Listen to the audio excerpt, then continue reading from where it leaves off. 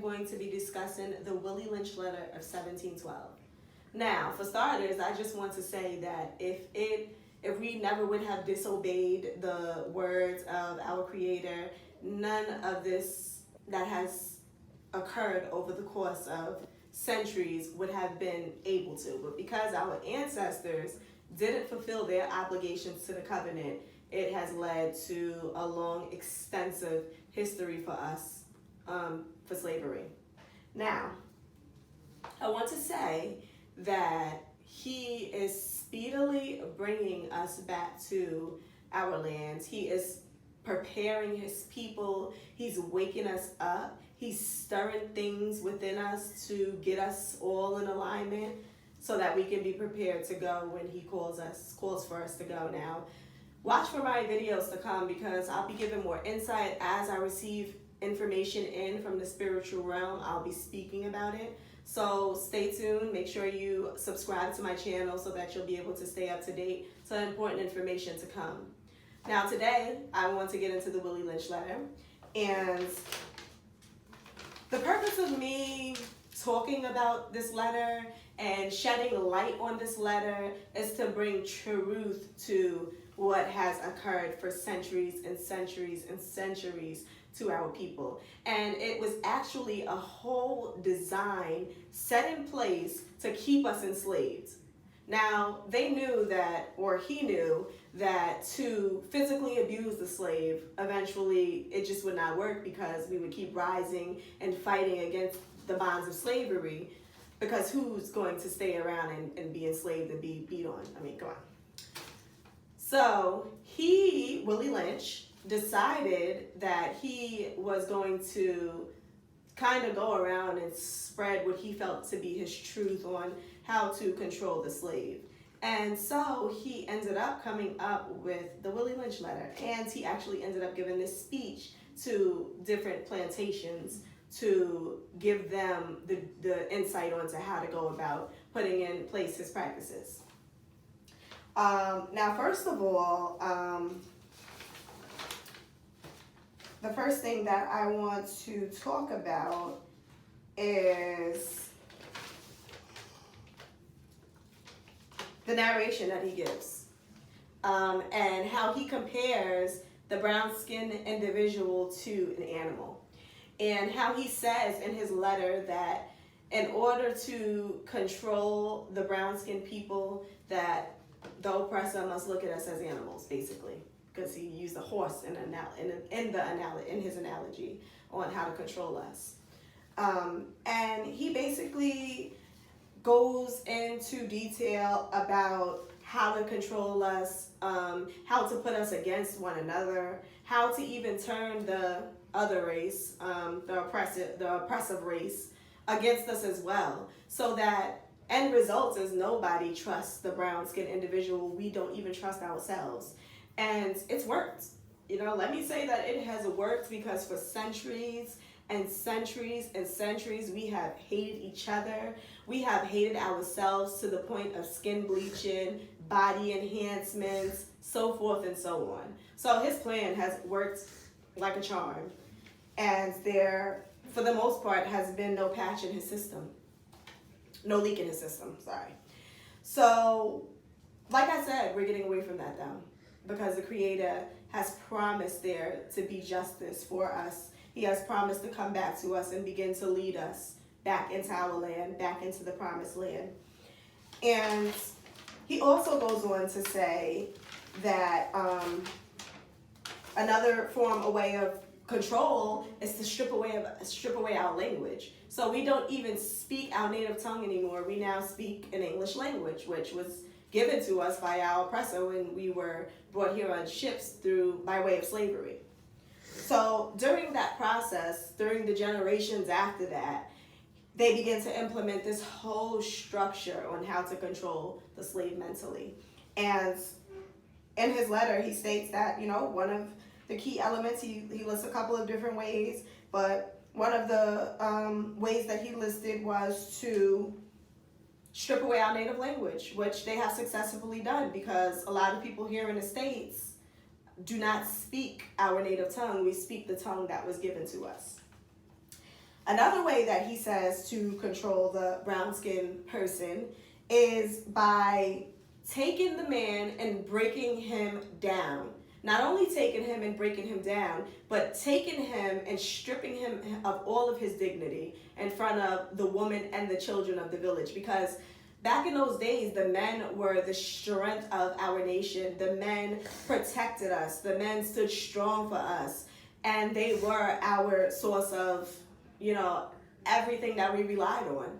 And he knew that in order to break us, that he had to first strip the man away from everything. And then he goes on to say in that letter that once they have successfully broken down the man, then they must turn their eyes to the woman, females. So for all the ladies, all the brown-skinned ladies, this message is for you, that you must begin to raise your sons with strength.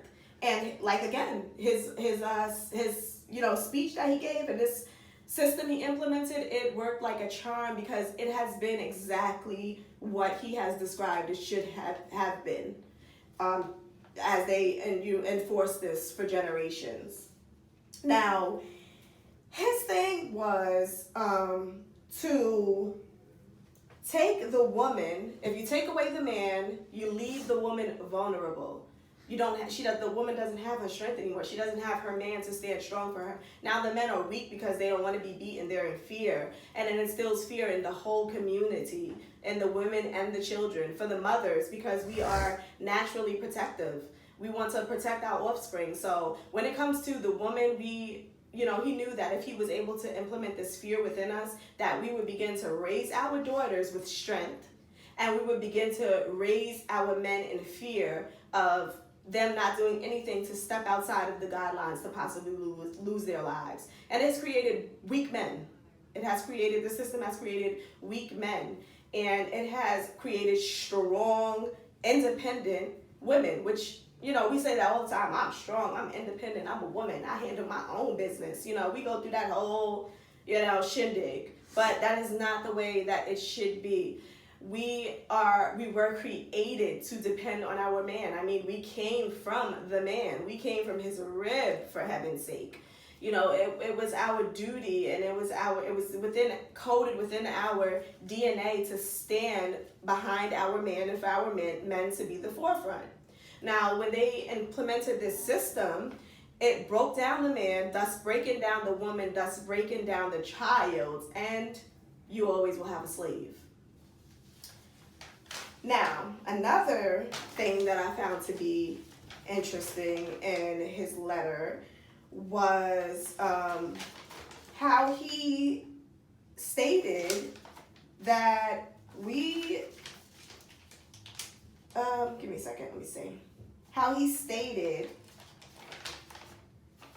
that they should have interracial dating, basically, that they should take as many brown-skinned women and take the white male and mate them to create this hybrid of an individual. Because back in those days, like I said, we were full bred. It's just like taking a dog, a Chihuahua, and mixing it with a pit bull.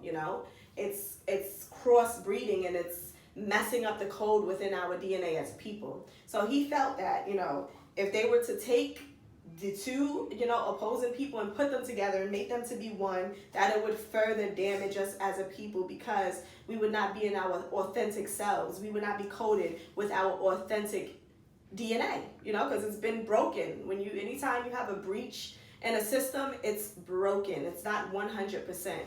As I said, just like if you take a Rottweiler and a Chihuahua and you put them together, what do you have, right? So it's the same concept.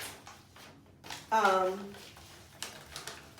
just encourage, really, I didn't read the letter or anything, but I plan to do a full reading of the Willie Lynch letter, because I don't think a lot of people know about it. I just only recently discovered by way of spirituality myself, and have came to the understanding of, wow, like it was actually a whole system. And as I said, if it wasn't for our ignorance and it wasn't for us abandoning his law, his statutes, and his commandments, the creator above, none of this would have happened. We would have been a great people. We would have had an amazingly strong nation. But because we did not keep that, and we still don't. There's a lot of us that's running around doing what we want to do, living, dressing, eating how we want to eat. That's a whole nother story.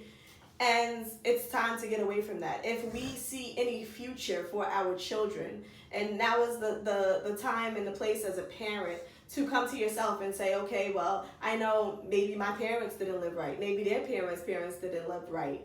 I'm maybe not raising my kids the way that I should, but the most important thing about that is you can change. It's still not too late. You still have the opportunity to do things differently and to begin to teach your children the word. And, the word has been changed. It's been tampered with. We all know that. But when you're in spirit and when you're in prayer, he will show you things that you have never seen, that you're not going to see on the news, that you're not going to see, the average person talking about, because it's really a spiritual connection. It's really a spiritual thing.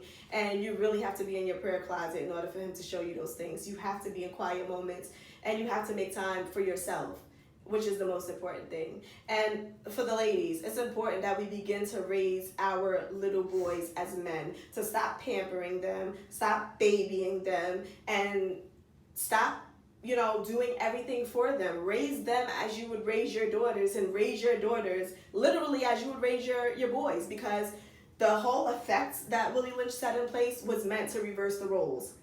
It was meant to begin for the woman to raise her daughters as the men and raise the men as the boys, and it's created this whole phenomenon of different events that have occurred. And I won't go into detail, just here and now about the different things that hasn't, occurred, but it's been a lot of things happening in this world as a result of what he has set in place. So it's up to us to begin to break that curse and to begin to raise our men as strong, independent men, as the leader, as the head, as the strength, and as the unity that they should be. And for our daughters, I'm not going to say to be submissive and bow down, and no, but just to be more gentle with our daughters, to be more lenient to an extent with our daughters, and to begin to love our daughters with that little girl love that we should be loving them, instead of, being forceful with them and being lenient with the boys. And it has to start with us. It has to start with the women, because guess what? When Willie Lynch set this letter in place, when he went about his journey to teach this method of mental slavery, he started with the women. Well, he started with the men in terms of breaking them down, but then he started with the women because he knew that the women would be the ones to raise their offspring. The men, even in those days, was off, planting and hunting and building and doing all those things, and the women were with the kids. The women were teaching the kids. The women were the one in the villages dressing the kids and spending the most time with the kids. So it's the same today, that hasn't changed, unless you're a mom and you're working and you don't have anyone, a male figure in the household, and you're just standing up and stepping up and taking on both roles. Then you really don't have that luxury of really teaching your children, the way that you should. But even then, it's ways to go about doing things, and we have to get back to ourselves. We have to get back to the truth, and I encourage everyone to pull it up. It's on Google. It's free. You don't have to go to Barnes and Nobles and purchase it. You don't have to go into the library and rent it. You can literally pull out your phone, go on Google, type in the Willie Lynch letter of 1712. It'll come up, the PDF version of it, and you can print it out and just read it and study it.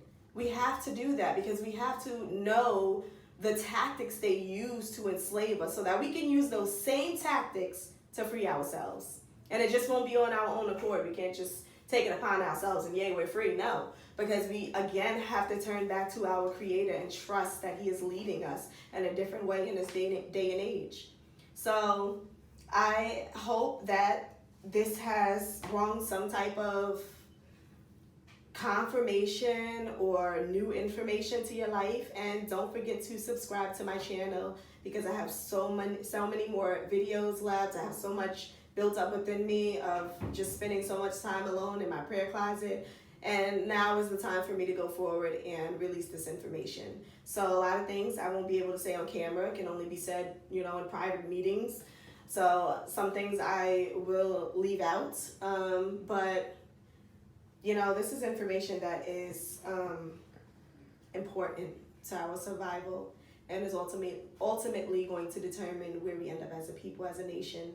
And you want to be that one that's on the winning side. You don't want to be on the losing side. We've been on the losing side for centuries and generations, and it's time to get away from that. So I hope you're ready, and I hope this, if it's not confirmation within your being, that it's new information and it's planting a seed within yourself to begin to study for yourself. Don't take my word for anything.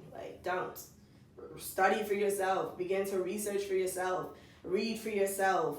You can always email me, and you can always comment below and ask any questions that you have for me. And if I don't know the answer to it, I'll say I don't know, but I will take your questions and pray about your questions. And if I receive a response to your questions, then I will comment or make a video, one big video for questions. I'll do something like that. But don't forget to subscribe. And again, I'm Queen Melody.